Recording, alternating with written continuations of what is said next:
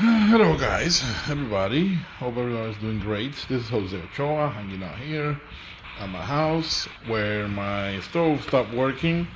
Basically, the burners up here work fine. They work okay, but in the center console right here, when it says SE, and I search, and that means the SE sign means it's a short somewhere, and the short is because of this panel here. This is the touchpad went bad. I searched a video from a guy on YouTube, which was very helpful.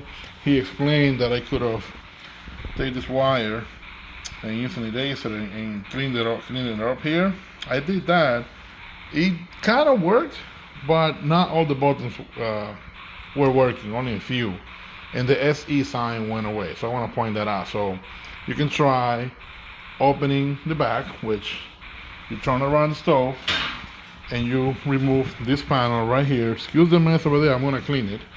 So just to remove this panel right here, and that will give you access to the connector back here. This goes here. That whole panel goes there.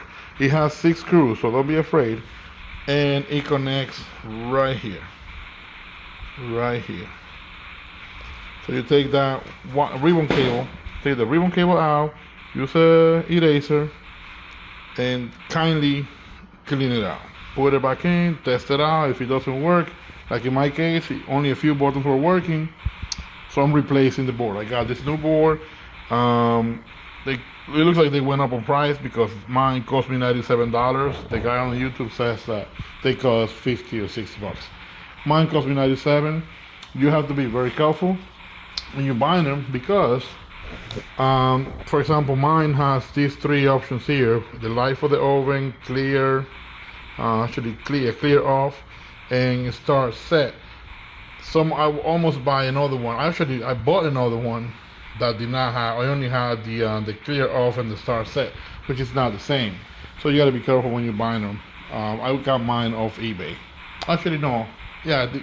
I got mine either from eBay or applianceparts.com.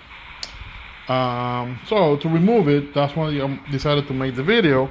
The guy on YouTube, he goes out and he removes all the cables, all the wires, all the plugs. He even removed this upper piece right here to get to the panel, but you don't have to do that. You just remove the screws from this board, leave the cables plugged, make sure you unplug from the power. Excuse the mess again, I'm gonna clean that. And just remove the 6 screws from here, pull this sideways like I did, and then you're gonna remove this screw right here, the one on top right here, and the one on top on this, one on the side right here. And the panel with the touchpad is going to come out, and then it has like a glue. You unglue it, remove it, put the new one. The new one comes with its own glue on it. Put it back in the same spot the other one was. Pull back the plate, put the screws back, and put the other 6 screws back, and you are good to go.